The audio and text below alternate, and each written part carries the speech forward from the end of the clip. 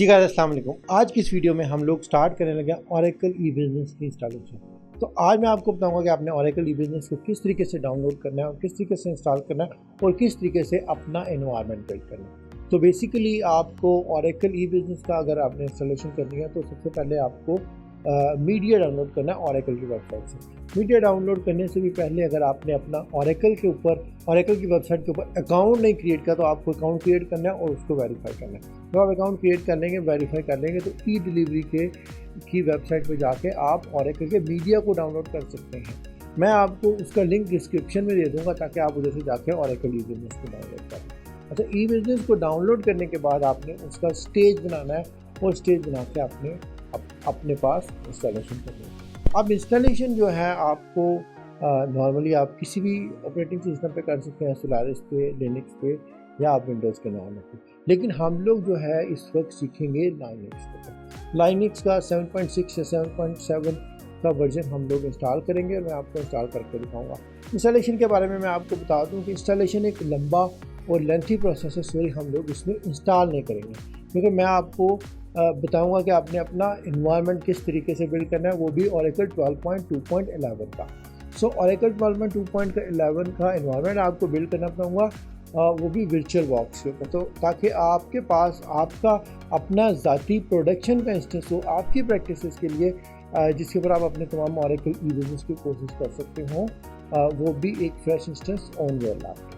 तो बेसिकली जब आपने इंस्टॉलेशन करनी है उसको मैं आपको प्रोसीजर, उसके सारे स्टेप्स मैं आपको बता दूंगा, लेकिन वो मैं करके नहीं दिखाऊंगा, क्योंकि जब अगर आपने ओरेकल ई बिज़नेस की अगर हम लोग इंस्टॉलेशन करेंगे उसके लिए 4, 5, 6 दिन लग जाते हैं नॉर्मली, क्योंकि आपको ओरेकल ई बिज़नेस 12.2 इंस्टॉल करनी है और उसके बाद आपको उसको अपग्रेड करना है टू द 12.2.11। तो मैंने ऑलरेडी वो सारा का सारा टाइम स्पेंड कर लिया है और मैंने उसका एक प्रॉपर जो है ना वो क्लोन बना लिया। उस क्लोन को आप यूज़ करके अपने वर्चुअल बॉक्स के ऊपर जस्ट पोस्ट क्लोन रन करके स्टेप्स में आपको बता दूंगा, आप अपना एनवायरनमेंट बिल्ड कर सकते हैं। उसके लिए आपको अपग्रेड करने की ज़रूरत नहीं होगी। तो you will be having Oracle E business environment in a very less step for the latest release which is 12.2.11, और उसके बाद आप अपना टेक्निकल और फंक्शनल के सारे काम उसके ऊपर कर सकते हैं। तो सबसे पहले जो है ना वो हम लोग क्या करेंगे, मैंने क्या किया कि मैं सारी की सारी फाइल जो है ना वो ड्रॉप बॉक्स से रखेंगे और मैं आपको बताऊंगा कि आपने कौन कौन सी फाइल ड्रॉप बॉक्स से डाउनलोड करनी है और किस तरीके से इंस्टॉल करनी है, और उसके बाद आपके पास एक तमाम का तमाम एनवायरनमेंट रेडी होगा। तो चलिए फिर स्टार्ट करते हैं।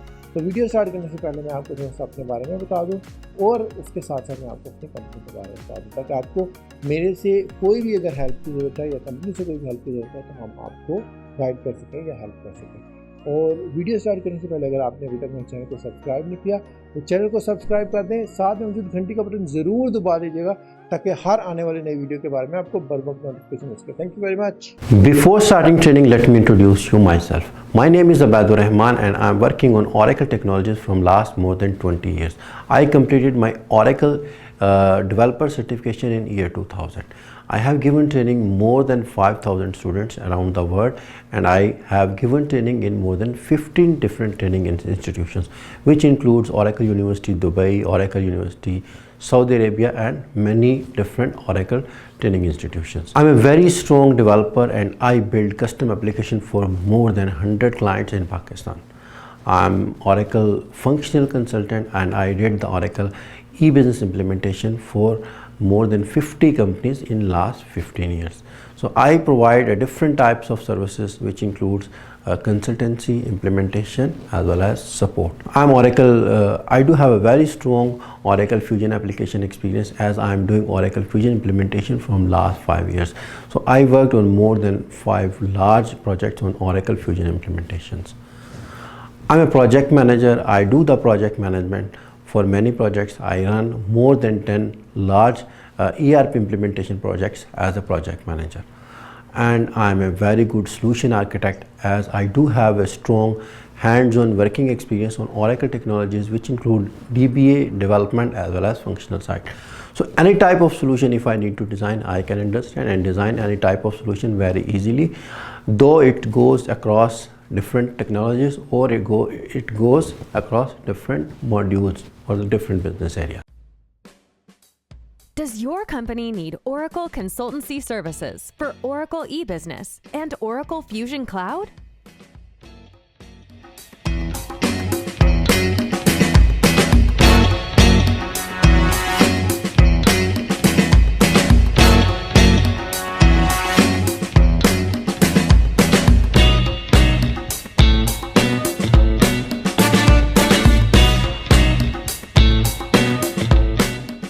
If yes, ICM Software House is a multinational ERP consultancy company dealing in end-to-end ERP solution implementations on Oracle technologies, including Oracle E-Business and Oracle Fusion Cloud implementations, business intelligence, mobile application development, and integrations. We are a team of dedicated professionals providing on-site and offshore ERP consultancy services in the international market. ICM is helping clients digitally transform and streamline their business processes by integrating many departments using ERP solutions to have paperless environments, along with the best analytical solutions for decision makers through business intelligence, and by ensuring business data availability and approvals on mobile apps. ICM's head office is located in Pakistan, with branch offices in many countries around the world, including Saudi Arabia,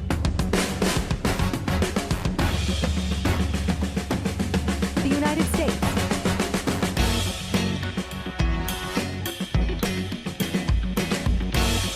Canada,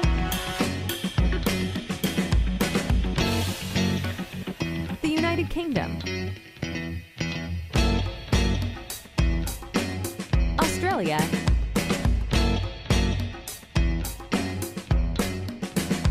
and the United Arab Emirates.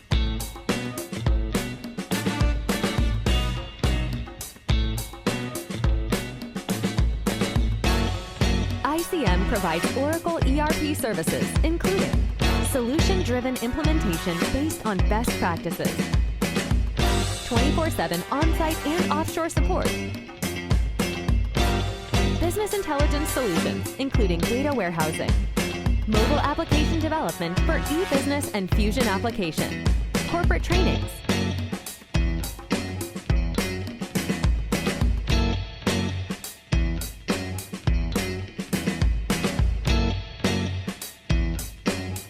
resource outsourcing on-site and offshore support,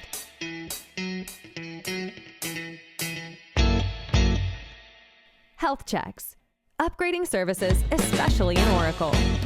We offer comprehensive solutions to our clients for managing financial, human resources, procurement, supply chain, manufacturing, projects, property, asset maintenance, asset lifecycle management solutions, and more. We have a great deal of experience in healthcare, telecom, banking, real estate, construction, and the manufacturing business sectors. For more information, please visit our website or contact us via email, phone, or WhatsApp. We look forward to speaking with you soon. चलिए अब हम लोग जो है ना Oracle E-Business का instance तैयार करते हैं। इंस्टेंस तैयार करने से पहले मैं एक दो चीज़ें आपको बता दूं कि आपके पास जो है ना सबसे पहले कौन सा इंस्टेंस हम लोग करने लगे, हम लोग EBS 12.2.11 करने लगे हैं, ठीक है, जो कि लेटेस्ट रिलीज है इस वक्त। उसके बाद ये कि आपके पास जो है ना हार्ड डिस्क वो तकरीबन जो है ना 300 GB होनी चाहिए इस पर्पज़ के लिए, और उसके अलावा आपके पास सिस्टम में जो रैम है ना वो 32 GB होनी चाहिए। तो ये आपके पास स्पेसिफिकेशन होनी चाहिए, और उसके बाद हम लोग जो है ना वो अपना काम स्टार्ट करेंगे। सबसे पहले जो है ना वो हम लोग Oracle Linux, सबसे पहले हम लोग करेंगे Oracle Virtual Box, ठीक है, और उसके बाद हम लोग करेंगे Oracle Linux, और उसके बाद हम जो है ना कुछ प्री रेक्विजिट स्टेप्स करेंगे, और उसके बाद हम लोग जो है ना वो क्लोन करेंगे। ये स्टेप्स हम लोगों ने करने हैं अपना EBS का इंस्टेंस प्रिपेयर करने से पहले। तो ये मैंने जो है ना एक वो अपने पास ड्रॉपबॉक्स के ऊपर एक फ़ोल्डर बनाया हुआ है, ये फ़ोल्डर मैं आप लोगों से शेयर कर दूंगा, ठीक है। वो जो है ना क्या कहते हैं डिस्क्रिप्शन के अंदर मैं इसकी सारी डिटेल लिख दूँगा। इस लिंक के अंदर जो है ना ये सारी की सारी रिक्वायर्ड फाइल्स अवेलेबल है। तो सबसे पहले मैंने क्या करना है, ये वर्चुअल बॉक्स को मैंने करना है इंस्टॉल। तो वर्चुअल बॉक्स को आप डबल क्लिक करेंगे तो ये वर्चुअल बॉक्स इंस्टॉलेशन स्टार्ट हो जाएगी। ठीक है, तो पहला स्टेप क्या होगा, वो होगा वर्चुअल बॉक्स की इंस्टॉलेशन। ये मैं वर्चुअल बॉक्स इंस्टॉल कर रहा हूँ, ये कुछ थोड़ा सा टाइम लगाएगा और थोड़ा सा टाइम लगाने के बाद जो है ना वो आपका वर्चुअल बॉक्स इंस्टॉल हो जाएगा। सबसे पहले जब आप वर्चुअल बॉक्स इंस्टॉल कर लेंगे तो फिर आपको उसके ऊपर वर्चुअल मशीन क्रिएट करनी है। ठीक है,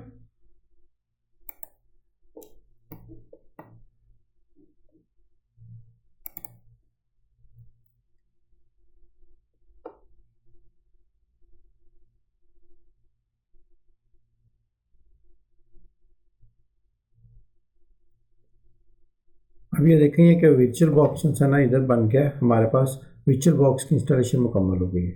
अब जब वर्चुअल बॉक्स की इंस्टॉलेशन मुकम्मल हो जाएगी तो इसका एक लिंक आपके जो है ना डेस्कटॉप के ऊपर क्रिएट कर देगा अगर आप क्रिएट करना चाहें। अब ये आपको दिखा रहा है इस तरीके से। ठीक है, ये आपके पास आ रहा है Oracle VM virtual box manager.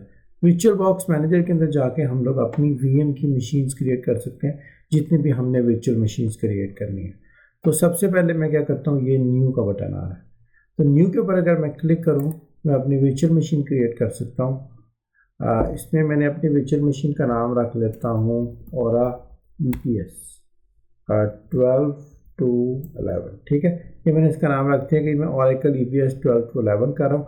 ये फोल्डर हमारे पास आ जाएगा, जिस फोल्डर के अंदर जो है ना मेरी वो वर्चुअल मशीन की फाइल्स क्रिएट करेगा। उसके बाद इधर मैंने टाइप चूज़ कर लेनी है लाइनेक्स। उसके बाद मैंने इधर से वर्जन चूज़ कर लिया ओरेकल, इन ओरेकल लाइनेक्स में इंस्टॉल करने लगा हूँ। उसके बाद मैंने इसको कर दिया नेक्स्ट। नेक्स्ट करने के बाद आपसे पूछा कि कितनी रैम आपने इसको एलोकेट करनी है। तो चूँकि मेरे पास मेरे लैपटॉप के ऊपर जो है ना वो 64 GB रैम है, तो मैं इसको 32 GB एलोकेट कर देता हूँ। हाँ, अगर आपके पास जो है ना 32 GB है तो आप 16 GB उसको एलोकेट कर सकते हैं, लेकिन मिनिमम 16 GB रिक्वायर्ड है। अगर आप 16 GB से कम एलोकेट करने की कोशिश करेंगे ना तो फिर आपका काम सही तरीके से होगा नहीं। ठीक है, उसके बाद मैंने इसको नेक्स्ट कर लिया। उसके बाद आपसे पूछता है कि आपने वर्चुअल डिस्क क्रिएट करनी है या आपने पहले से प्री डिफाइंड वर्चुअल डिस्क के ऊपर जो है ना वो ऐड करना है। मैंने वर्चुअल डिस्क क्रिएट करनी है, तो मैंने क्रिएट के ऊपर करके नेक्स्ट क्रिएट कर दिया। अब वो कह रहा है जी VDI आपने वर्चुअल डिस्क इमेज बनाना है या आपने वर्चुअल हार्ड डिस्क क्रिएट करनी है या आपने वर्चुअल मशीन डिस्क क्रिएट करना है। तो मैं VDI क्रिएट करता हूँ वर्चुअल डिस्क इमेज। ठीक है, उसके बाद मैंने इसको नेक्स्ट कर लिया। अब ये पूछता है कि आपको डायनेमिकली एलोकेट करनी है स्पेस या आपको फिक्स साइज़ करनी है। मैं इसको फिक्स साइज़ कर देता हूँ। फिक्स साइज़ करने के बाद आपसे पूछा है कि फाइल कहाँ पे होगी आपकी, इसकी VDI की जो है ना हार्ड डिस्क की जो वर्चुअल डिस्क बनेगी उसकी लोकेशन कहाँ पे होगी और उसकी स्पेस कितनी होगी। तो स्पेस मैं इधर से कर लेता हूँ, for example let's say 280 GB। ठीक है, 280 GB मैं अपने इस वर्चुअल बॉक्स से इंस्टेंस को असाइन कर रहा हूँ और इसको असाइन करने के बाद मैं इसको कर दूँगा क्रिएट। अब ये टाइम दिखा रहा है 3 मिनट्स, कुछ टाइम लगाएगा, मतलब आपके जो है ना आधा घंटा भी लग सकता है, 15-20 मिनट भी लग सकते हैं आपकी स्पीड की बेस के ऊपर, और उसके बाद जो है ना वो आपका एक वर्चुअल मशीन क्रिएट कर देगा। ठीक है जी, तो अब ये वर्चुअल मशीन इंस्टॉल हो गई है। अब इस वर्चुअल मशीन की इंस्टॉलेशन के बाद इसके साथ हमें थोड़ी सी सेटिंग करनी है। ठीक है, थोड़ी सी सेटिंग में हम लोग क्या करते हैं, सेटिंग्स पे जाएंगे हम लोग। तो इसकी सेटिंग में जाके हम लोगों ने सिस्टम्स में जाके इसके प्रोसेसर जो है ना वो 4 कर दिए। 4 मैंने इसके प्रोसेसर्स कर दिए हैं, और उसके बाद मैं क्या करता हूँ कि इसके नेटवर्क में जाके तो मैं ब्रिज नेटवर्क कर देता हूँ। ठीक है, ये 2 सेटिंग्स मैंने कर दी, और उसके बाद जो है ना ये मेरा वर्चुअल मशीन जो है ना वो रेडी हो गई। अब मैंने उसके बाद जो है ना इसके ऊपर ऑपरेटिंग सिस्टम इंस्टॉल करना है। ऑपरेटिंग सिस्टम के अंदर जो है ना मैं इंस्टॉल करूँगा ओरेकल लाइनेक्स। अब चूँकि यह कि मेरे पास वर्चुअल मशीन तैयार हो गई है, और इस तरह मैं काफ़ी सारी मशीन इसके ऊपर बना सकता हूँ जिसको मैं डिफरेंट टाइम पे जो है ना चला सकता हूँ अपने इस वर्चुअलाइज्ड इन्वायरमेंट में on the Oracle virtual box. ठीक है, तो सब इधर से मैंने आके इस मशीन को स्टार्ट करना है। जब मैं इसको स्टार्ट करूँगा फर्स्ट टाइम, तो मेरे से पूछेगा कि आपका ऑपरेटिंग सिस्टम वाली फ़ाइल कहाँ पे है। तो जो सी है मेरे पास सेम फोल्डर के अंदर ओरेकल लाइनक्स पड़ी हुई है, उसको मैं चूज़ कर लूँगा। इधर से जाके मैं ऐड कर लेता हूँ। ऐड पे जाके मेरे पास ये ओरेकल लाइनक्स है, इसको मैंने सेलेक्ट कर लिया। ठीक है, इसको जब मैंने सेलेक्ट किया तो इसको मैंने ओपन किया, यहाँ से मैंने इसको चूज़ कर लिया और स्टार्ट कर दिया। अब स्टार्ट करने के बाद क्या करेगा कि मेरे इस वर्चुअल एनवायरनमेंट के ऊपर और मेरी इस वर्चुअल मशीन के ऊपर ओरेकल लाइनक्स की इंस्टॉलेशन स्टार्ट कर देगा। अब मैं आपको बताता हूँ कि आपने ओरेकल लाइनक्स जब इंस्टॉल करनी है तो उसमें आपने कौन कौन सी चीज़ें रखनी है। इसमें पूछता है कि आपने मीडिया को टेस्ट करना है या डायरेक्टली इंस्टॉल करना है, तो मैं इस ऑप्शन को चूज़ कर लेता हूँ जहाँ से मैं डायरेक्टली इंस्टॉल कर लेता हूँ।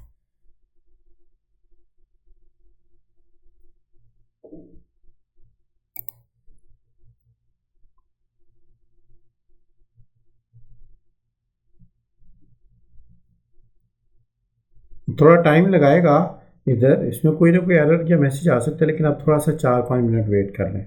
उसके बाद जो है ना ये आपके जो है ना लिनक्स इंस्टॉलेशन पे चला जाएगा। ठीक है,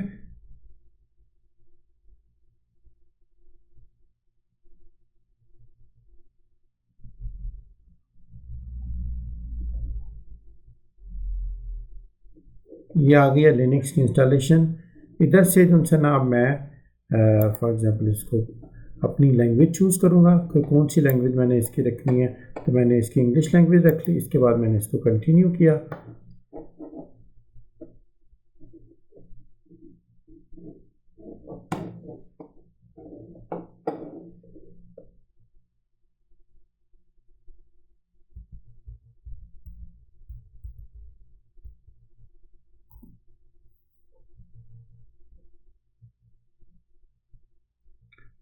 अच्छा, ये कंटिन्यू करने के बाद जो नेक्स्ट पे हमारे पास आ रहा है ये आ गया। अब जैसे मैंने कुछ ऑप्शंस को चूज़ करना है, तो ये देखें सबसे पहले जो है ना इसमें आ रहा है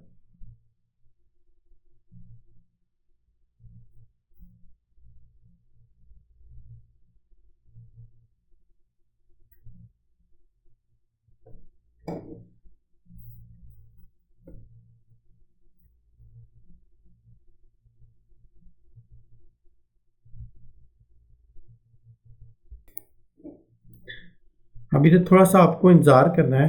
ठीक है, जब थोड़ा सा आप इंतज़ार कर लेंगे तो उसके बाद इस तरह आ जाएगा। इसमें से आपको 2-3 चीज़ें करनी। सबसे पहले आपने सॉफ्टवेयर सिलेक्शन पे जाना है। सॉफ्टवेयर सिलेक्शन पे जाके इधर हम लोगों ने जो है ना बेस इन्वायरमेंट में से ये चूज़ करना है server with GUI। Server with GUI में से जाके अभी जैसे हमने 2-3 ऑप्शन को चूज़ करना है। सबसे पहले इधर से हमने KDE को चूज़ करना है। उसके बाद आपने इधर से जो चूज़ करना है आपने चूज़ करना है सिस्टम एडमिनिस्ट्रेशन टूल्स, इसको चूज़ करना है और डेवलपमेंट टूल्स को यूज़ करना है। तो ये 3 चीज़ें आपने चूज़ करनी है। इन तीनों चीज़ों को चूज़ करने के बाद आप इसको कर देंगे डन। तो ये सॉफ्टवेयर सिलेक्शन होगी आपकी। थोड़ा सा टाइम लगाएगा, उसके बाद जो है ना ये इसको भी ये चेक कर रहा है। ठीक है, सॉफ्टवेयर की डिपेंडेंसीज को चेक कर रहा है, तो इसको थोड़ा सा टाइम लगाने दें। तो ये थोड़ा सा टाइम जब इसका लग गया तो ये जो है ना वो एक्टिवेट हो गया। उसके बाद आपने ये मीडिया चूज़ कर लिया। मीडिया ऑलरेडी से सिलेक्ट हो गया। अब ये वाला जो है ना इंस्टॉलेशन डेस्टिनेशन कि आपने इसको इंस्टॉल कहाँ पे करना है वो हम लोगों ने चूज़ करना है। इंस्टॉलेशन डेस्टिनेशन के अंदर से ये वाली हमारी हार्ड डिस्क है। इसकी हम लोग ऑटोमेटिक पार्टीशन भी कर सकते हैं और उसकी हम लोग आई विल कन्फिगर का पार्टीशन भी कर सकते हैं। ठीक है, तो उसमें यह है कि मैं इसको for example I will configure partition कर लेता हूँ। मैं इसकी हार्ड डिस्क की जो है ना पार्टीशन अपनी मर्ज़ी से कर लेता हूँ। तो ये चूज़ करने के बाद मैंने इसको कर दिया है डन। अब ये मेरे पास आ गया पार्टीशन का पोर्शन जहाँ पे मैंने अपनी पार्टीशन करनी है। मुझे दिखा रहा है कि 280 GB मेरे पास अवेलेबल है। तो मुझे जो है ना इसकी पार्टीशन कौन सी करनी है, LVM करनी है, स्टैंडर्ड करनी है या कौन सी करनी है। तो मैं इस पर जाके जो है ना ये प्लस के बटन के ऊपर क्लिक करता हूँ। प्लस में मैंने अपना माउंट पॉइंट चूज़ करना है। तो माउंट पॉइंट के अंदर जो है ना सबसे पहले मैं बूट चूज़ कर लेता हूँ। बूट में चूज़ कर लेता हूँ 20 GB। ठीक है, 20 GB मैंने इसके लिए बूट के लिए रख लिया। और उसके बाद मैंने इसके ऊपर चूज़ करना है स्वैप स्पेस में जो है ना वो मैंने 20 GB चूज़ कर ली। ठीक है, तो ये मेरे पास 40 GB हो गया। अब मेरे पास बाकी तकरीबन 242 GB पड़ा हुआ है। इसको मैं प्लस दोबारा चूज़ करके, तो ये स्लैश के ऊपर जो है ना मैं 240 GB चूज़ कर लेता हूँ। 242 अवेलेबल है, तो ये मैंने इसको सेलेक्ट कर लिया। सॉरी, ये MB हो गया, तो इसको मैं डिलीट कर देता हूँ। दोबारा चूज़ करता हूँ, ये प्लेस के ऊपर 240 GB ये मैंने इसके अंदर ऐड कर लिया। अभी ये थोड़ी सी इसने जगह खाली छोड़ दी और 223 GB जो है ना इसको इधर रख लिया। तो मैं इसको दोबारा डिलीट करके, तो मैं 250 करके देखता हूँ। ठीक है, इसमें मैंने ऐड किया, स्लैश किया 250 GB, 250 GB मैंने इसको चूज़ कर लिया। तो ये हमारे पास जो है ना स्टिल इतनी ही है, एनी हो कोई बात नहीं। 232 GB स्पेस की जो है ना ये मेरे पास पार्टीशन हो गई है। इसको मैं सेलेक्ट करके इसको मैं डन कर दूंगा। ये पिछली पार्टीशन को फॉर्मेट करके यही एक्शन परफॉर्म करने के पूछा, ये करने के बाद मैंने इसकी एक्सेप्ट चेंजेस कर दी। ठीक है, ये चेंजेस एक्सेप्ट हो गई और उसके बाद जो है ना वो मैं नेटवर्क होस्ट इसमें ऐड कर लेता हूँ कि मैंने अपने कंप्यूटर का नाम क्या रखना है। इसका नाम मैंने रख दिया Aura EBS12 और ibs.icm.com, इस तरीके से मैंने ये इसका नाम रख लिया। ठीक है, इसको मैंने कर दिया अप्लाई। ये नाम इसका अप्लाई हो गया। इसका नाम अप्लाई करने के बाद मैंने इसको डन कर दिया और बिगिन इंस्टॉलेशन कर दिया। अब यह है कि इसकी इंस्टॉलेशन स्टार्ट हो गई है। अब मैं अपने रूट के यूज़र का जो है ना वो पासवर्ड रख सकता हूँ। तो मैं इस पर जाता हूँ, रूट यूज़र का पासवर्ड रख लेता हूँ, O capital Oracle 1 2 3 4। Let's say जो मैंने ये पासवर्ड रख लिया Oracle 1 2 3 4, ये मैंने इसका पासवर्ड रख लिया और इसको मैंने डन कर लिया। अब मेरा रूट यूज़र जो है ना वो क्रिएट करेगा और उसके ऊपर ये पासवर्ड होगा। तो अब ये थोड़ा टाइम लगाएगा, तकरीबन आधा घंटा या जितना भी आपके जो है ना वो सिस्टम के ऊपर बेस करता है, और उसके बाद जो है ना हमारी लाइनक्स की इंस्टॉलेशन हो जाएगी। तो अब ये जो है ना लाइनक्स इंस्टॉलेशन हो गई है और अब ये मेरे से पूछा जी कि आपको रीबूट करना है सिस्टम को, तो मैं इसको रीबूट कर देता हूँ। ठीक है,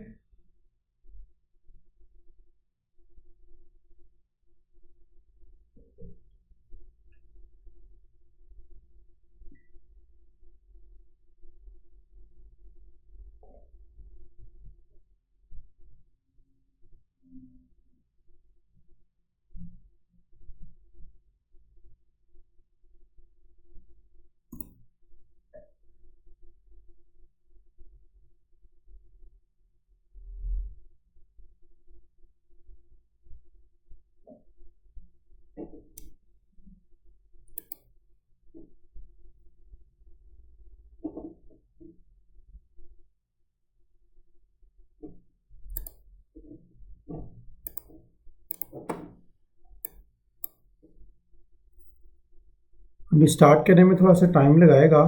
तो चूँकि ये बेसिकली हम लोगों ने जो है ना एक सर्वर प्रिपेयर कर रहे हैं, तो सर्वर्स नॉर्मली जो है ना वो स्ट्रॉन्ग मशीन्स पे चलते हैं, स्ट्रॉन्ग सर्वर्स पे चलते हैं, तो उसके ऊपर जो है ना वो स्ट्रॉन्ग रिसोर्सेज चाहिए होते हैं और उसके ऊपर थोड़ा सा टाइम ज़्यादा लगता है। तो लैपटॉप्स के ऊपर नॉर्मली बहुत कम लोग जो है ना वो अपना बिज़नेस का इन्वायरमेंट तैयार करते हैं। नॉर्मली जो है ना रिकमेंडेड जो है वो यही होता है कि आप फिज़िकल मशीन के ऊपर ही करें। तो लेकिन बहुत सारे लोग जो है ना आजकल वर्चुअलाइजेशन वर्चुअल मशीन्स के ऊपर भी कर रहे हैं, लेकिन यह है कि आपको उसके मुताबिक रिसोर्सेज भी चाहिए। ठीक है, तो इस वजह से थोड़ा सा टाइम जो है ना वो आपको लगेगा इसको इंस्टेंस को तैयार को स्टार्ट करने में। जी, तो अब ये इंस्टेंस जो है ना वो स्टार्ट हो गया। ठीक है, अभी थोड़ी सी जो है ना फर्स्ट टाइम जब आपकी लिनक्स इंस्टॉलेशन होती है या कोई भी ऑपरेटिंग सिस्टम इंस्टॉल होता है तो उसकी जो है ना वो कॉन्फ़िगरेशन करता है। अब ये बेसिकली जो है ना लिनक्स का आपका वो जो है ग्राफिकल इन्वायरमेंट बिल्ड कर रहा है और उसकी आप कह लें सॉर्ट ऑफ कॉन्फ़िगरेशन कर रहा है। और कॉन्फ़िगरेशन के बाद जो है ना ये अब आपके पास आ गया। इधर से सबसे पहले आपने इसका लाइसेंस एग्रीमेंट को एक्सेप्ट करना है। इसको मैंने सेलेक्ट किया और इसको मैंने एक्सेप्ट कर लिया और इधर से मैंने डन कर दिया, ये एक्सेप्ट हो गया।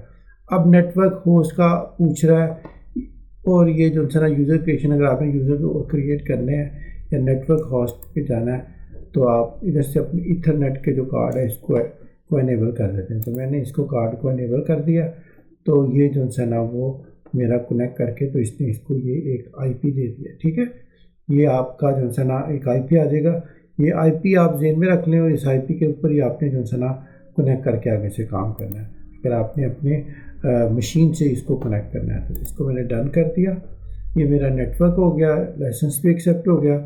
और जो सा है ये करने के बाद मैं क्या करूँगा, मैं इसको कर दूँगा इधर से क्विट।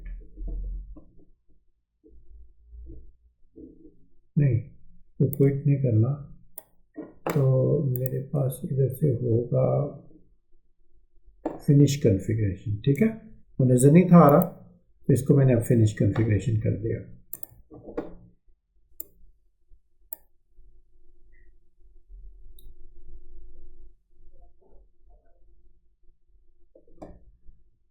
अब ये जो सा ना वो मेरे पास लिनक्स का इंस्टेंस तैयार हो गया। और जो सा है मैं इसको फॉर एग्जांपल नेक्स्ट करता हूँ, नेक्स्ट करता हूँ। अपनी लोकेशन मेरी आ गई, नेक्स्ट कर लिया, इसको स्किप कर दिया। मेरे से यूज़र नेम और पासवर्ड पूछा, ठीक है, तो मैं इसको कर देता हूँ फॉर एग्जांपल यूज़र नेम मैंने लिख दिया है अबैर। ठीक है, यूज़र नेम मैंने अबैर लिख दिया। इसका पासवर्ड पूछ रहा है, तो इसका मैंने पासवर्ड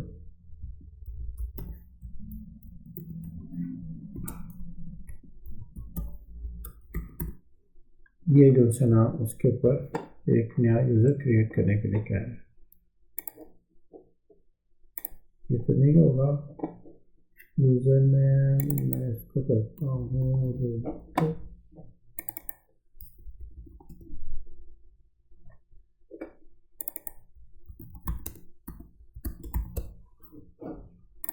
इसको नेक्स्ट किया। अच्छा, ये पासवर्ड जो है ना वो आ रहा है, रॉन्ग आ रहा है, मैं इसको करता हूँ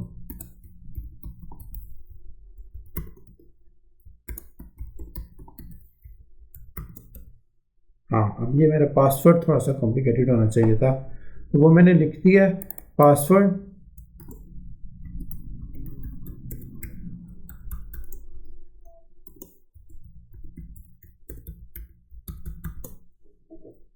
अब ये मैंने नेक्स्ट कर दिया।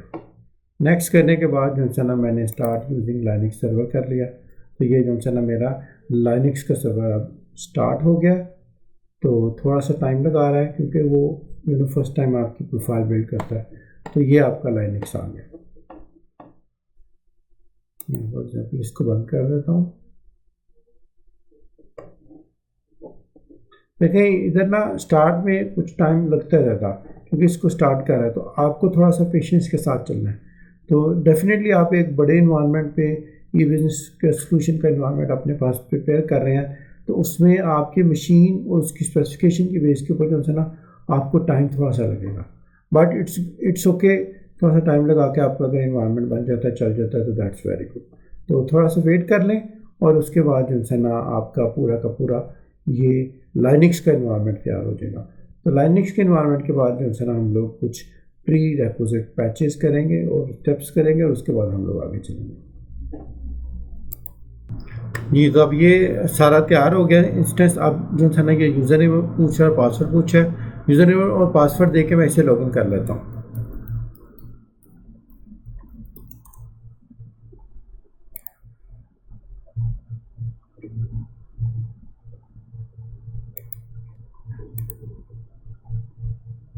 तो ये अब ये लॉगिन कर रहा हूँ मैं।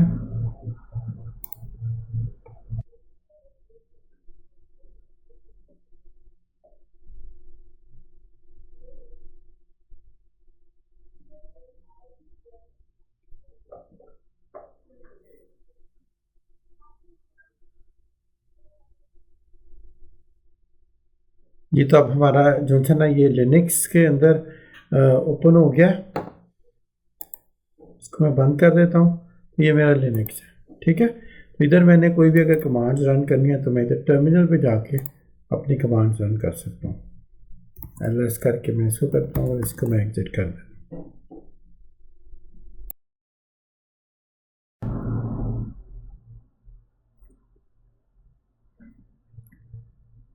अब लाइनक्स की इंस्टॉलेशन हो गई। अब हम लोगों ने कुछ पोस्ट लाइनक्स इंस्टॉलेशन स्टेप्स करने हैं जो कि हम लोग कह सकते हैं कि प्री रिक्विजिट स्टेप्स हैं for the Oracle E business. तो सबसे पहले मैं क्या करता हूँ, इसमें जाके इधर क्लिक करता हूँ, इधर मैंने अपने नेटवर्क को एक्टिवेट करना है। इसमें वाइड नेटवर्क आ रहा है, इसको मैं कनेक्ट कर देता हूँ। ठीक है, अब जब ये मैं कनेक्ट करूँगा तो ये मेरा एक नेटवर्क इसको साइन कनेक्ट हो गया नेटवर्क के साथ। अच्छा, मैं देखता हूँ उसके बाद टर्मिनल पे जाऊँगा।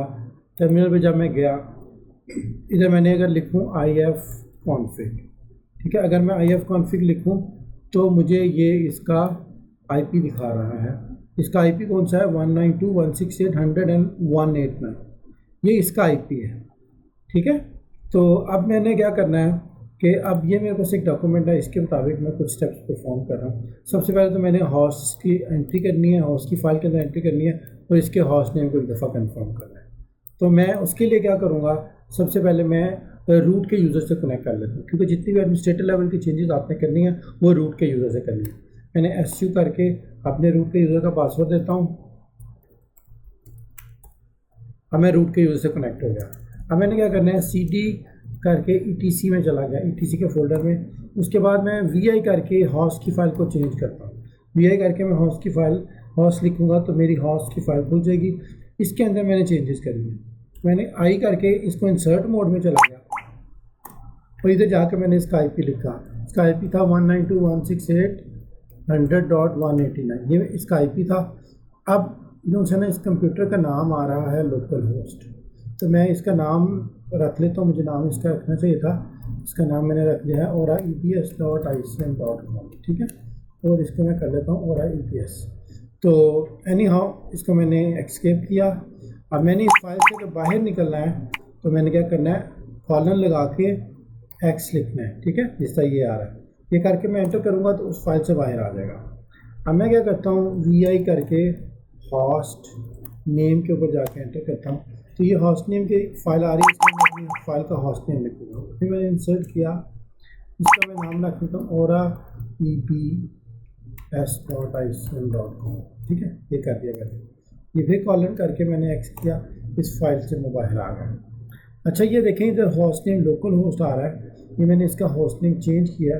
ठीक है, तो हॉस्ट नेम चेंज किया तो उसके बाद जो है ना, बेहतर है कि मैंने इसको मशीन को एक दफ़ा रीस्टार्ट कर लूँ और फिर मेरा इधर से देखता हूँ लोकल होस्ट जो है वो चेंज हुआ है कि नहीं हुआ। ठीक है, तो सबसे पहले मैं इसको एग्ज़िट करता हूँ, इसको एग्ज़िट करता हूँ और मैं इधर से जाके सिस्टम को रीस्टार्ट करता हूँ।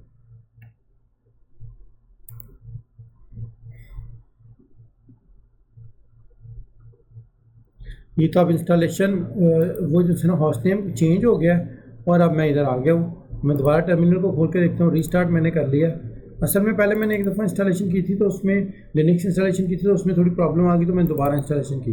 लेकिन इंस्टॉलेशन करते वक्त जो है ना, वो मैं उसका हॉस्ट नेम देना भूल गया। एनीवे मैंने कुछ पैकेजेस जो है ना वो इंस्टॉल करने हैं। ये पैकेजेस आप इस जगह से डाउनलोड करके इंस्टॉल कर सकते हैं, मैं लोकेशन लिख दूँगा, या फिर यह कि जो मैंने आपको फोल्डर दिया ड्रॉपबॉक्स का, उधर से आप डाउनलोड कर सकते हैं। तो सबसे पहले मुझे ये वाला पैकेज, इसको पहले तो मुझे इन फाइल्स को कॉपी करना है सर्वर के ऊपर। ठीक है, तो मैं क्या करता हूँ, सबसे पहले मैं SU करके तो रूट के साथ कनेक्ट करता हूँ। अब मैं रूट के साथ कनेक्ट हो गया। अब मैं इधर जाके एक यूज़र क्रिएट करता हूँ, MKDIRU01। मैंने इसका एक यूज़र सॉरी एक फ़ोल्डर क्रिएट किया। पहले मैंने एक फ़ोल्डर क्रिएट किया, अब मैं इस फोल्डर में आ गया U01 के अंदर। LS करके अगर मैं इसकी लिस्ट देखूँ तो इसमें कुछ भी नहीं है। अब मैंने एक और यूज़र क्रिएट करना है, इसके अंदर एक और फोल्डर क्रिएट करना है, तो MKDIR मैंने करके ओरेकल कर दिया, इसमें ओरेकल का फोल्डर क्रिएट कर दिया। MKDIR इसके अंदर मैं एक और फोल्डर क्रिएट कर देता हूँ पैकेजेस का। ठीक है, इस पैकेजेस के फोल्डर के अंदर मैंने अपने ये पैकेजेस जो है ना ये अपलोड करने हैं। तो पैकेजेस अपलोड करने के लिए मेरे पास एक सॉफ्टवेयर है फाइलज़िला। अगर आपके पास फाइलज़िला नहीं है, आप फाइलज़िला अपलोड कर लें, या कोई भी जो है ना वो फाइल अपलोड करने के लिए जो आपका सॉफ्टवेयर उससे आप लेके वो फाइल्स को अपलोड कर सकते हैं। तो मैं इसका IP देता हूँ, मैं इधर रूट के यूज़र का यूज़र लिखता हूँ और मैंने इससे कनेक्ट कर लिया। अब ये कनेक्ट हो गया मेरा सर्वर के साथ। डायरेक्टरी दिखा रहा,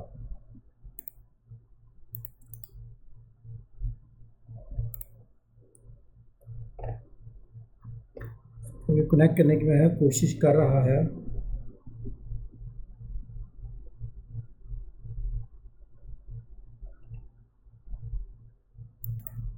अच्छा सॉरी, पहले मुझे क्या करना है, कनेक्ट करने से पहले मुझे अपना नेटवर्क फिर से चलाना है। नेटवर्क चलेगा तो कनेक्ट करेगा ना। अच्छा, मैंने नेटवर्क चला दिया। अब मैं दोबारा इसको कनेक्ट करके देखता हूँ, पहले तो कनेक्ट नहीं था दोबारा। अच्छा, नेटवर्क मेरा चल गया। अब देखते हैं कि ये इसको कनेक्ट करता है क्या नहीं। अब ये कनेक्ट कर गया। तो मैं ये U01 पे गया, इसके अंदर मैं पैकेजेस के फोल्डर पे गया। तो इसके अंदर मैं ये पैकेजेस जो थे ना, ये 1 2 3 तो ये 4 पैकेजेस अपलोड कर रहा हूँ। ठीक है, इसमें राइट क्लिक करूँगा और ये अपलोड है, अपलोड कर दिया। तो ये चारों की चारों फाइल जो थी ना मेरी सर्वर पे अपलोड हो गई। सर्वर पे अपलोड हो गई तो अगर मैं इसमें जाऊँ पैकेजेस के फोल्डर के अंदर, तो ये 4 फाइल आ गई। अब मैंने इनको इंस्टॉल करना है। अच्छा, इंस्टॉल करने से पहले आपको ज़हन में रखना है कि आपका जो सिस्टम है वो इंटरनेट पर होना चाहिए, फिर इस कमांड से ये रन करेगा। तो मैंने यम करके इंस्टॉल करके सबसे पहले मैं ये वाला जो है ना कॉम्पैक्ट वाला, ये वाला पैकेज इंस्टॉल करता हूँ। इसके लिए मैंने क्या किया है, यम इंस्टॉल कॉम्पैक्ट करके टैप करता हूँ तो ये सारा पैकेज आ गया और इसको मैंने एंटर कर दिया। अब ये पैकेज की जो है ना कुछ प्री रिक्विजिट्स को चेक करेगा, डिपेंडेंसीज को, और अगर वो डिपेंडेंसीज नहीं है तो फिर जो है ना वो उसको डाउनलोड कर लेगा। यानी वो ये पैकेज और इसके रिक्वायर्ड जितने पैकेजेस हैं वो जाके नेट से उसके पैकेजेस की रिपोजिटरी से जाके चेक करेगा यम की कमांड के थ्रू, और जो जो आपके पास चेंजेस रिक्वायर्ड हैं आपके इस करंट लाइनक्स के इन्वायरमेंट के ऊपर, उसको जो है ना वो चेंज कर देगा। चाहे कोई पैकेज को अपडेट करना है, किसी को इनएक्टिव करना है या किसी को एक्टिवेट करना है, वो सारा का सारा करेगा। सबसे पहले वो चेक कर रहा है, सबसे पहले वो चेक करेगा, चेक करके बताएगा कि भाई कौन कौन से पैकेजेस की उसको ज़रूरत है। जब वो सारे पैकेजेस देख लेगा और आपको बता देगा तो फिर आपसे पूछेगा कि आपने डाउनलोड करना है या नहीं करना, और अगर आप चाहेंगे तो आप उसको डाउनलोड कर लेंगे।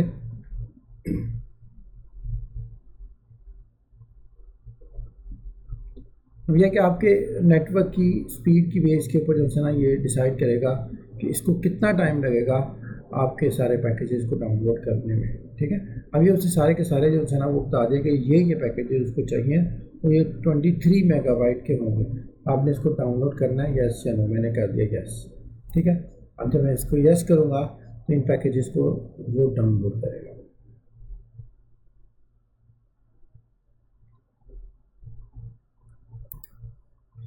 मतलब ये सारे के सारे डाउनलोड हो गए हैं। आपको बता रहा है कि आपने इसको क्या करना है, यस करना है, ये ओके है या नहीं ओके। मैंने कहा यस ओके है, इसको मैंने यस कर दिया। अब वो जो है ना उनको इंस्टॉल कर रहा है। ठीक है, अब ये देखें 20 पैकेजेस के ऊपर जो है ना उसने काम करना है। कुछ पैकेजेस को अपडेट करना है, कुछ को न्यू पैकेजेस को इंस्टॉल करना है और कुछ को क्लीन अप करके वेरीफाई करके। तो ये मेरा एक पैकेज इंस्टॉल हो गया। इसी तरीके से यम इंस्टॉल करके मैं लिखता हूँ ओपन मोटिव। अब ये वाला पैकेज भी मैं इसी तरीके से इंस्टॉल करूँगा।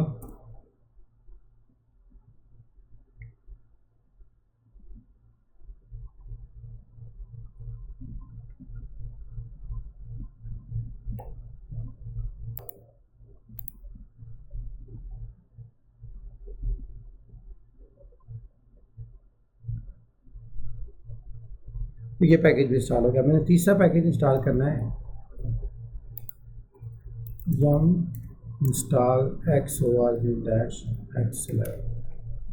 ठीक है, X11 के बाद ये है, ये इसको मैंने डाउनलोड पे लगा दिया। अब ये भी अपडेट हो गया। मैं एलएस करूँ तो ये मुझे दिखा रहा है 4 पैकेजेस।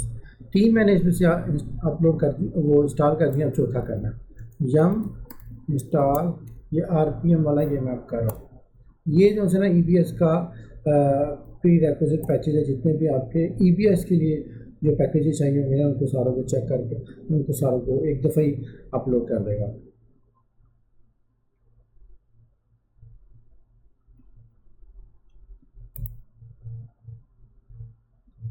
ये सारे के सारे पैकेजेस ने चेक किए और अब इसको डाउनलोड करके तो ये तकरीबन 144 के पैकेजेस के ऊपर वो कुछ अपडेट्स या इंस्टॉलेशन वगैरह कर रहे हैं।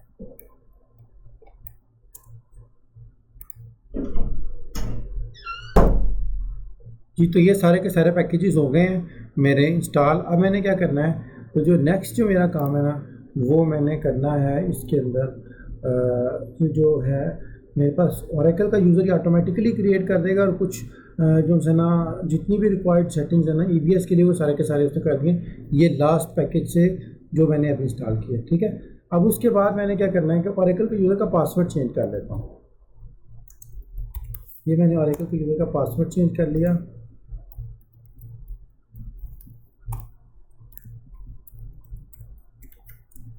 ठीक है, अभी मेरा ओरेकल का यूज़र का पासवर्ड भी चेंज हो गया।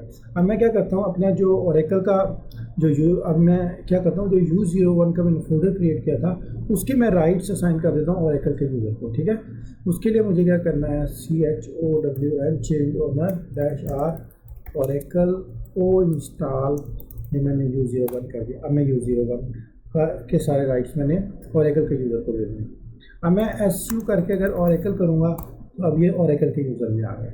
ठीक है, उसके बाद मैं क्या करता हूँ, ओरेकल के यूज़र के अंदर जाके मैंने मैं इधर एक फ़ोल्डर क्रिएट करता हूँ। मुझे एक फ़ोल्डर क्रिएट करना है MKDIR ओरा इन्वेंट्री का। ठीक है, ये U01 के, उसके अंदर मैं एक और यूज़र क्रिएट कर लेता हूँ MKDR TMT का। ठीक है, ये मैंने यूज़र्स क्रिएट कर लिए। इसके अंदर मेरे पास ये 4 अब फोल्डर हो गए U01 के फोल्डर के अंदर।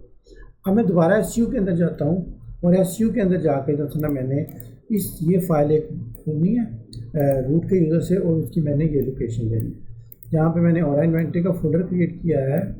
ये पैरामीटर जो है वो मैंने इसकी जगह पे देना है। ठीक है, मैं क्या करूँगा, SU करके इसमें रूट में चला गया।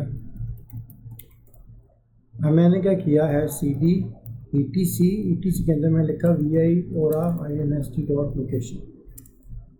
ठीक है, ये लोकेशन की मैंने फाइल खोली है। इसके अंदर मैंने क्या करना है, मैंने लिखना है inventory location equal to U01 ओरा इन्वेंट्री। इधर मैं इंस्टॉलेशन का ग्रुप पे लिख देता हूँ, install group equal to O install. ठीक है, ये मैंने कर दिया। अब मैं इधर से बाहर आ गया। उसके बाद मैं अपनी फायरवॉल को डिसेबल कर लेता हूँ।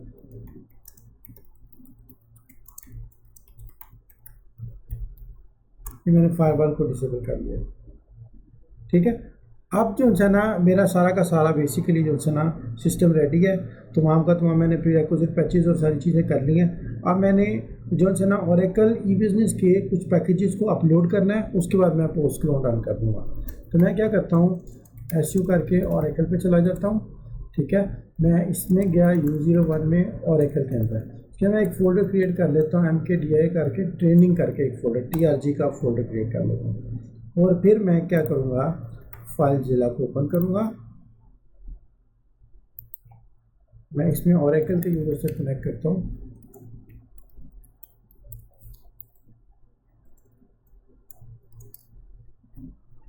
सॉरी, पहले मैं इधर IP लिखूँगा 192.168.189 ओरेकल किया।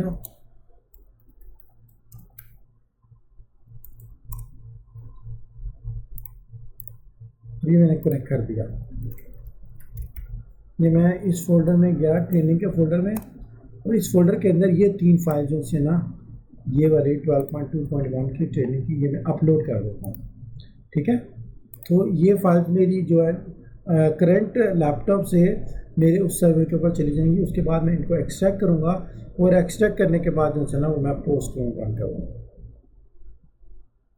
जी, तो अब ये है कि फाइलज़िला से जो है ना वो तीनों कॉपी जो है तीनों फाइल जो है ना वो मैंने कॉपी कर ली। अब मैं अपने जो है ना लाइनक्स के सर्वर पे जाता हूँ। ठीक है, और मैं इन फाइल्स को एक्सट्रैक्ट करता हूँ। तो अगर मैं इधर से LS करके मैं ट्रेनिंग के फोल्डर पे गया, ये मेरे पास 3 फाइल्स आ रही हैं। तो सबसे पहले मैं क्या करता हूँ, इसको करता हूँ tar-ZXVF। उसके बाद ट्रेनिंग की फ़ाइल फ्रेश करके सबसे पहले मैं क्या करता हूँ, डाटा वाली फ़ाइल को जो है ना फ्रेश डाटा, उसको मैंने अनजिप स्टार्ट कर दिया। ठीक है, अब ये अनजिप हो रही है। मैं एक और क्लियर में टर्मिनल खोल लेता हूँ ताकि दूसरी फ़ाइल उसमें लगा लूँ। तो पहले मैं वैसे इसमें स्पेस देखता हूँ कितनी खाली है मेरे पास। अभी मेरे पास 177 GB स्पेस खाली दिखा रहा है, ठीक है। तो मैं गया U01 में, ऑरेकल में जाके ट्रेनिंग में जाके मैं एक और फाइल को एक्सट्रैक्ट पे लगा लेता हूँ, ट्रेनिंग फ्रेश DB। अब मैं DB वाले को कर लेता हूँ, एक सेकेंड। ये इसमें ना फ्रेश DB वाली में शायद कोई इशू आ रहा है, ठीक है। परमिशन का कोई इशू आ रहा है, परमिशन डिनाइड कह रहा है। तो मैं क्या करता हूँ, अच्छा इसमें आ रहा है, उसमें नहीं आ रहा। दूसरी वाले में भी देख लेता हूँ, शायद उसमें भी आ रहा हो। इसमें तो एक्सट्रैक्ट हो रही हैं फाइल्स, अच्छा इस वाले में नहीं हो रही। टर्मिनल में क्यों ZXVF, ये तो नहीं हो रही, इसमें इस राइट का मसला है। तो मैं फ़िलहाल जो है ना, वैसे ये होनी चाहिए तो उसके अंदर भी होनी चाहिए। मैं दूसरी फाइल, चलें फिर ऐसे करते हैं कि वो एक दफ़ा वो डाटा की फ़ाइल हो जाए, उसके बाद फिर हम दूसरी फाइल्स को इसके इसी टर्मिनल में देखते हैं। ऐसे इशू नहीं होना चाहिए, कोई और इशू है सिक्योरिटी का। एक दफ़ा फिर मैं क्या करता हूँ, दूसरे टर्मिनल में जाके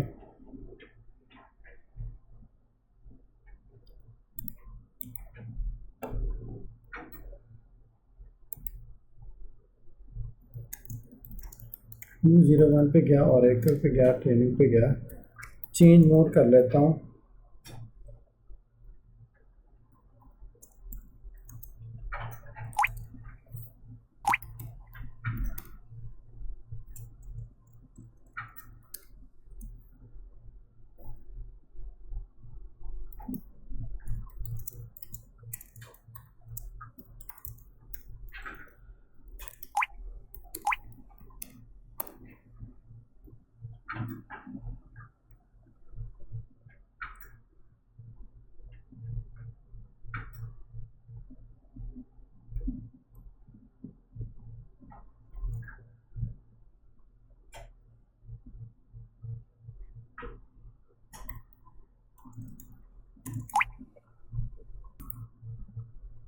अब मैं क्या करता हूँ, एक और टर्मिनल खोल के तो उसमें दूसरी फाइल को एक्सट्रैक्ट कर लेता हूँ।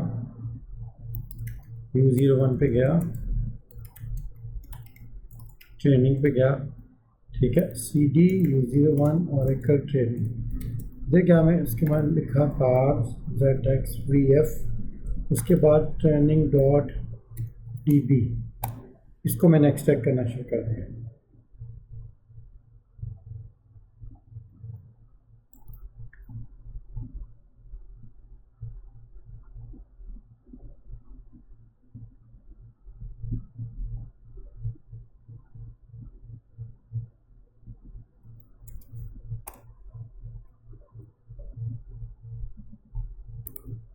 ले तो ये है कि डाटा की फ़ाइल जो है ना वो एक्सट्रैक्ट हो गई है। आप इसी तरीके से जो है ना वो मैं DB की फ़ाइल पे एक्सट्रैक्ट कर लूँगा। ये DB करके इसको टैप करता हूँ तो ये आ जाएगा, इसको एंटर करूँगा तो ये एक्सट्रैक्ट कर लेगा। और इसी तरीके से DB की फ़ाइल को एक्सट्रैक्ट करने के बाद मुझे जो है ना वो तीसरी जो है वो एप्लीकेशन की फ़ाइल को भी एक्सट्रैक्ट करना है, तो वो भी मैं एक्सट्रैक्ट कर लूँगा।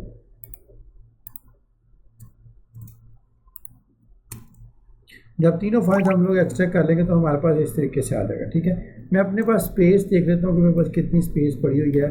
DF करके मैंने H किया तो मुझे मेरे पास 52 GB स्पेस अवेलेबल है फ़िलहाल। तो मुझे अब पोस्ट क्लोन की जो है ना वो कमांड रन करनी है। उसके लिए मैं क्या करता हूँ, U01 ऑरेकल ट्रेनिंग में गया और उसके बाद मैं लिखता हूँ 12 एप्स यूटिल क्लोन बिन ADCFG DPTAG, ठीक है। ये मैंने इसको कमांड को लिख दिया। ये क्लोनिंग, ये पोस्ट क्लोन की कमांड है, ठीक है। तो इसको मैंने एंटर किया। ऐप्स के यूज़र का पासवर्ड पूछा है। ऐप्स यूज़र का पासवर्ड ऐप्स ही होगा।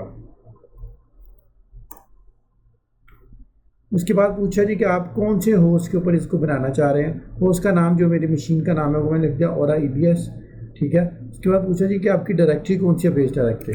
तो मैंने लिखा U01 ऑरेकल TRG, ये मेरी बेस डायरेक्टरी होगी। बेस डायरेक्टरी के बाद पूछा जी आपने रैक पे करना है कि नहीं करना। मैंने कहा रैक पे नहीं करना। इसको नो कर दिया। अब डेटाबेस का नाम क्या है, मैंने इसको TRG रख लिया, ट्रेनिंग की डेटाबेस, ठीक है, जो भी मैं नाम देना चाह रहा हूँ। TRG रख लिया। रोल सेपरेशन सपोर्टेड नो, इसको मैं नो कर देता हूँ। उसके बाद पूछा जी आपकी टेम्प फाइल कहाँ पे है, टेम्प का फोल्डर, तो मैंने U01 के ऊपर टेम्प का एक जो फोल्डर बनाया था उसको, उसकी जगह पे मैं जो है ना ये डायरेक्टरी लिस्ट दे दूँगा UTL फाइल की, ठीक है। उसके बाद मैंने एंटर किया।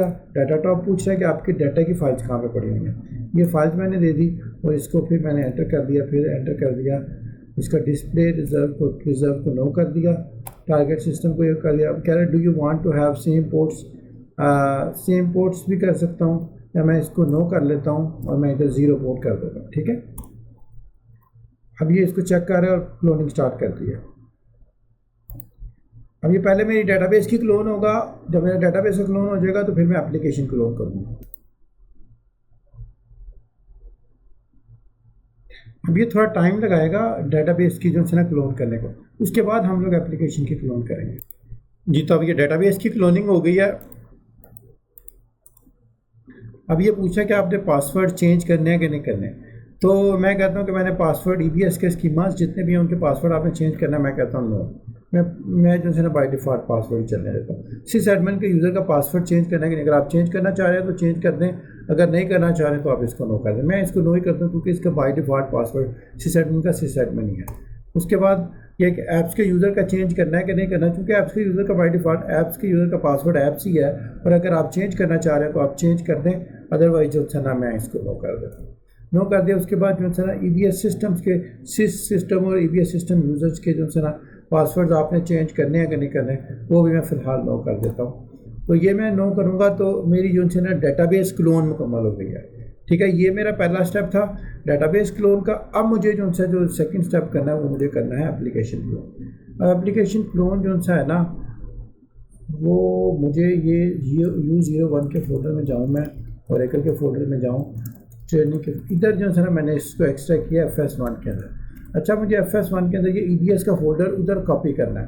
मैं उसके लिए क्या दूँगा, move EBS U01 Oracle training, ठीक है। ट्रेनिंग के अंदर नहीं, मुझे ट्रेनिंग के अंदर FS1 का पहले एक यूज़र क्रिएट करना है, बल्कि मैं क्या करता हूँ इधर से इसको कर देता हूँ, ठीक है।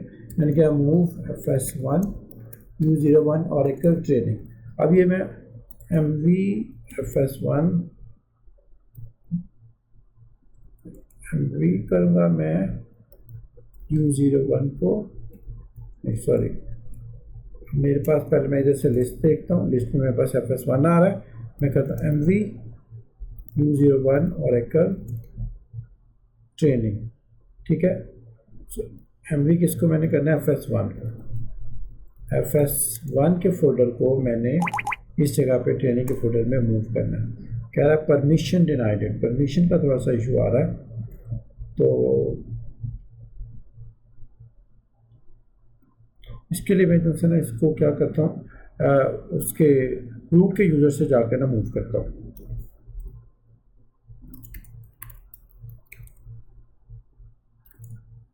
मैं क्या किया है, MV FS1 U01 Oracle training, अब ये मूव कर गया है। मैंने रूट के यूज़र से एग्जिट किया है, तो थोड़ा सा मुझे लगता है कुछ परमिशन का इसमें प्रॉब्लम आ रहा है। तो फॉर द टाइम बिंग क्या है कि मैं जो है ना चेंज मोड कर लेता हूँ 7 का U01 ओरेकल ट्रेनिंग के ऊपर, ठीक है। ये मुझे रूट के यूज़र से करना है। चेंज मोड किया, U01 को कर देता हूँ। अब मैं दोबारा वापस आया ओरेकल के यूज़र के ऊपर, मैंने थोड़ा सा परमिशंस को जो है ना वो सेट कर दिया। अब यह है कि मुझे परमिशन का इशू नहीं आएगा क्योंकि उनकी मैंने परमिशन ओपन कर दिया। अच्छा, मैं ओरेकल पे गया, ट्रेनिंग पे गया, ये ट्रेनिंग का फोल्डर है, सॉरी मुझे इधर से पीछे जाना है, इस ट्रेनिंग के फोल्डर के अंदर, ठीक है। तो मेरे पास, मैं इसका U01 का फोल्डर को रिमूव कर देता हूँ, U01,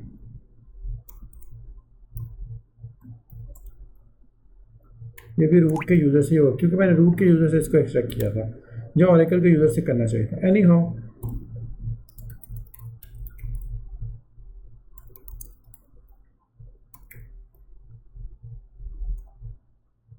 ठीक हो गया। अब देखें कि मेरे पास ये 3 फोल्डर हैं, 12.1.0 का और डाटा का। ये मेरे डेटाबेस साइड का जिसकी मेरी DB क्लोन हो गया। अब FS1 जो है ना, ये मेरे पास एप्लीकेशन का जिसमें से मैं एप्लीकेशन क्लोन करूँगा। अगर मैं जाऊँ FS1 के अंदर तो ये FS1 आ रहा है, ठीक है। तो अब मैंने क्या करना है, अब मैंने एप्लीकेशन क्लोन करना है। उससे पहले मैं स्पेस देख लेता हूँ कि मेरे पास स्पेस कितनी अवेलेबल है। DF/S करके मेरे को 51 GB स्पेस अभी भी अवेलेबल है। तो मैं वो अभी जिप फाइल्स को डिलीट नहीं करता। दो कि मुझे वो जिप फाइल्स नहीं चाहिए, चले मैं वो डिलीट कर देता हूँ। RM ट्रेनिंग की जो सी है ना, नहीं अभी नहीं करता, समटाइम क्लोन में शो है तो दोबारा भी करना पड़ सकता है। तो मैं क्या करूँगा, अब मैंने एप्लीकेशन क्लोन करना है। U01 किया, ओरेकल किया, ट्रेनिंग किया, FS1 किया, EBS किया, कॉमन में, क्लोन में, बिन में, ADCFG ऐप स्टाइल, ठीक है। अब मैं एप्लीकेशन टाइप जो है ना उसके ऊपर इसका एप्लीकेशन का क्लोन कर रहा हूँ। तो मैं ऐप्स का पासवर्ड दिया, ऐप्स का पासवर्ड ऐप्स ही था, ये दे दिया। वेबलॉजिक का पासवर्ड, तो इसका वेबलॉजिक का पासवर्ड वेबलॉजिक स्मॉल कैप में 1 2 3 4 आपने करना। ये सारी की सारी चीज़ें मैं डिस्क्रिप्शन में लिख दूँगा, ठीक है। इसको मैंने नोड ऐड करनी है, इसको मैंने नो किया। उसके बाद ये है कि आपको बता रहा है कि इसकी लॉग फाइल इस जगह पे होगी। आप रन कर रहे हैं या पैच कर रहे हैं, तो मैं रन कर रहा हूँ, ठीक है। इसकी होस्ट का नाम लिख दिया मैंने, और ये डेटाबेस के सीट का नाम मैंने TRG रखा था, वही मैं सेलेक्ट लिख रहा हूँ, ठीक है। ये डेटाबेस के सर्वर का नाम आ गया, डेटाबेस की डोमेन का नाम आ गया। अब base directory U01 Oracle TRG, ये मेरी बेस डायरेक्टरी है, ठीक है। और इसको मैं रन किया तो पूछा अपने डिस्प्ले को रिजर्व करना है कि नहीं, मैंने इसको नो कर दिया। इसको मैंने एंटर किया, फिर एंटर किया, फिर एंटर किया, फिर एंटर किया। और उसके बाद मुझसे पूछा कि आपको सेम पोर्ट रखनी है या दूसरी पोर्ट रखनी है। मैं इसको नो कर देता हूँ और पोर्ट में इसकी 0 कर देता हूँ, ठीक है। ये पोर्ट पूछ रहा है आपकी उसकी प्रॉक्सी की, इसको भी मैंने बाय डिफ़ॉल्ट एंटर कर दिया। और मेरे से पूछा कि आपकी जो है ना वो टेम्प फाइल कहाँ पे होगी, तो मैंने 2 नंबर ऑप्शन उधर से चूज़ कर ली, जहाँ पे मैंने एक सेपरेट टेम्प्रेरी फाइल्स के लिए जो है ना वो डायरेक्टरी क्रिएट की थी। इसको मैंने एंटर कर दिया, तो ये मेरे पास एरर आ गया।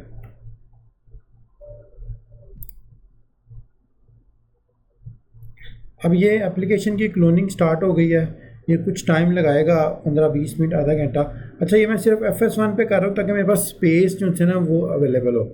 अब मैं जो है ना वो 2 फाइल सिस्टम पे FS1 और FS2 पे भी कर सकता था, डुअल FS करके, लेकिन अभी हम लोग स्पेस सेव करने के लिए एक FS पे करते हैं ताकि हमारे पास कम स्पेस यूज़ हो और हम लोग अपनी जो है ना वो बेहतर तरीके से उसके ऊपर प्रैक्टिस कर सकें। इसके ऊपर हम लोग पैचिंग इन्वायरमेंट अभी जो है ना वो बिल्ड नहीं कर रहे। अब यह है कि ये एप्लीकेशन का जो है ना वो पोस्ट क्लोन बन गया है, ठीक है। तो वैसे पूछा कि आपने एप्लीकेशन की सर्विसेज स्टार्ट करनी है या नहीं करनी, तो मैं स्टार्ट भी कर सकता हूँ, लेकिन फॉर द टाइम बिंग मैं नो कर देता हूँ, ठीक है। नो करने के बाद फिर मैं जो है ना वो मैनुअली सर्विसेज को एक दफ़ा डाटाबेस की एप्लीकेशन की बंद करके बता दूंगा और फिर स्टार्ट करूँगा, ताकि आपको पता चल जाए कि एप्लीकेशन की सर्विसेज को कैसे बंद करना है या स्टार्ट करना है या स्टॉप करना है एप्लीकेशन और डाटाबेस की। अब मेरी क्लोनिंग मुकम्मल हो गया, मेरे पास जो है ना 12.2.11 का इंस्टेंस तैयार हो गया, मुकम्मल तौर पर रेडी हो गया। मुझे बेसिकली मैंने ये स्टेप इसलिए चूज़ किया है, मैंने इनिशियली फ्रॉम द स्टार्ट पूरा इंस्टॉल नहीं किया, क्योंकि इंस्टॉल करने के बाद मुझे अपग्रेड करने में तकरीबन काफ़ी ज़्यादा टाइम लगाना पड़ता है, 4-5 दिन लगाने पड़ते हैं। तो ये बेसिकली जो है ना एक बड़ा शॉर्ट प्रोसेस है, जिसके अंदर से आप 3-4 घंटे लगा के अपना ओरेकल ई बिज़नेस का 12.2.11 का इंस्टेंस आपके पास होगा प्रैक्टिस करने के लिए। और मैं जो है ना आगे से आपको सारी जो ओरेकल ई बिज़नेस की जो सी वो ट्रेनिंग्स हैं वो 12.2.11 के फ्रेश इंस्टेंस पे कराऊंगा। तो इंशाल्लाह इसके बाद बहुत सारी ट्रेनिंग्स आपके पास आ रही हैं, जिसमें टेक्निकल ट्रेनिंग भी होगी, फंक्शनल ट्रेनिंग भी होगी। उनके लिए आपके पास इंस्टेंस रेडी होना चाहिए। आप जल्दी अपना इंस्टेंस तैयार करने, अगर आपको इंस्टेंस तैयार करने में कोई प्रॉब्लम आ रही है तो आप मेरे से पूछ सकते हैं। और उसके बाद ये है कि ड्रॉप बॉक्स का लिंक मैंने जो है ना इसका इन तमाम फाइल्स का डिस्क्रिप्शन में दे दिया, आप उधर से जाके इन फाइल्स को डाउनलोड कर सकते हैं और अपना पूरा प्रोसेस कर सकते हैं। इंस्टेंस आपके पास रेडी होगा तो फिर हम जो है ना वो सारी की सारी प्रैक्टिस करेंगे। अब इंस्टेंस तैयार हो गया, अब इस इंस्टेंस के ऊपर एप्लीकेशन और डेटाबेस की सर्विसेज को स्टॉप करना और स्टार्ट करना है। और उसके बाद हम लोगों ने अपने एक क्लाइंट से अपने लैपटॉप से जो है ना इसको एक्सेस करना है, ताकि हम लोग जो है ना अपने लैपटॉप के ऊपर Oracle ई-बिज़नेस रिलीज 12.2.11 का जो है ना इंस्टेंस चला सकें। अब यह है कि मुकम्मल हो गया सारा, ठीक है, इंस्टॉलेशन मुकम्मल हो गई है। अब मैंने क्या करना है कि मैं डेटाबेस की सर्विसेज को एक दफ़ा स्टॉप करके स्टार्ट कर लेता हूँ। तो डेटाबेस की सर्विसेज को स्टॉप करने के लिए U01 Oracle ट्रेनिंग में जाके मैं करता हूँ 12 में जाके एप्स यूटिल में जाके उसमें जाऊँगा, स्क्रिप्ट्स के ऊपर जाके मैं ADDLN stop TRG सेट का नाम मैंने लगाना है, ठीक है। ये उसके लिस्नर मैंने स्टॉप कर दिया और मैं करूँगा ADDB स्टॉप इमीडिएट। इससे क्या होगा, मेरी डेटाबेस स्टॉप हो जाएगी। तो जब भी आपने अपने सर्वर को स्टार्ट करना है, तो सबसे पहले आपने डेटाबेस की सर्विसेज को स्टार्ट करना है और फिर उसके बाद एप्लीकेशन की सर्विसेज को स्टार्ट करना है। तो सबसे पहले हम लोग डेटाबेस की सर्विसेज को मैंने स्टॉप किया है, ये कमांड है स्टॉप करने की, और उसके बाद जो है ना मैं इसको स्टार्ट करूँगा। फॉर एग्जांपल अगर आप अपने लिनक्स के सर्वर को रीस्टार्ट करते हैं, ठीक है, तो आपने क्या करना है, इधर आके ये वाली जो सर्विस कमांड है ना स्टार्ट, आपने अपनी डेटाबेस को स्टार्ट कर देना है, ठीक है। तो सबसे पहले आप डेटाबेस को स्टार्ट करेंगे, उसके बाद आप अपने लिस्नर को स्टार्ट करेंगे। लिस्नर को स्टार्ट करने के लिए मैंने क्या है, स्टार्ट, ये मेरा लिस्नर स्टार्ट हो जाएगा। अब लिस्नर स्टार्ट होगा। अब मैंने क्या करना है, मैं अपने जो है ना एनवायरनमेंट फाइल को लोड कर देता हूँ। मैं करूँगा सोर्स EBS apps.environment फाइल, इसको मैंने रन किया। अब ये जो है ना वो मेरा एप्लीकेशन सोर्स हो गया। अब मैं क्या करूँगा, AD स्टार्ट करके ऐप्स करके एप्स, ठीक है, एंटर करूँगा तो वेब लॉजिक का पासवर्ड पूछेगा, वेब लॉजिक 1 2 3 4, इसको मैं एंटर करता हूँ। अब मेरी एप्लीकेशन की सर्विसेज स्टार्ट कर देगा। अब जब मेरी एप्लीकेशन की सर्विसेज स्टार्ट हो जाएगी तो मेरा EBS इस इंस्टेंस के ऊपर काम कर रहा है। उसके बाद अगर मैंने अपने कंप्यूटर पर उसको रन करना है तो मुझे उसको जो है ना नोट पैड के ऊपर जाके मैं अपनी हॉस्ट फाइल में उसकी एंट्री कर लेता हूँ। मैं क्या करता हूँ, नोट पैड पर जाता हूँ, इसको मैं रन एज एडमिनिस्ट्रेटर करके मैंने फाइल को ओपन किया। कौन सी फाइल को मैंने ओपन करना है, C ड्राइव पे गया, विंडोज़ में गया, विंडोज़ में जाके मैं करूँगा सिस्टम 32, और सिस्टम 32 के अंदर है मेरे पास ड्राइवर्स, और इसके अंदर ETC का फोल्डर है और उसमें एक फ़ाइल होगी, फाइल नहीं दिखा रहा मेरे से, ऑल फाइल्स कर देगा, हॉस्ट की फ़ाइल होगी। हॉस्ट की फ़ाइल के अंदर मैंने क्या करना है, इधर मैंने एक हॉस्ट ऐड करनी है 192.168.100.169, क्योंकि अब जो मैंने इंस्टॉल किया है वो 169 पे किया है।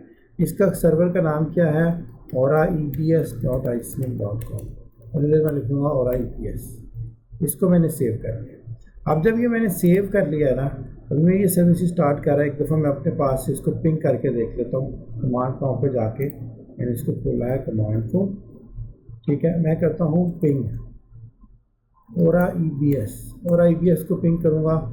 इसको पिंग करना चाहिए, अच्छा ये पिंग नहीं कर रहा। मेरा ख्याल है कि मुझे जो है ना वो उसकी जो क्या कहते हैं वो करनी है, रन कोड उसकी जो है ना फायरवॉल को डिसेबल करना है। इसके ऊपर मैं इसकी फायरवॉल को डिसेबल करता हूँ। मैंने पहले आपको करके दिखाया था, एक दफ़ा फिर मैं एक दूसरा खोल के ना फिर इसकी फायरवॉल डिसेबल करता हूँ।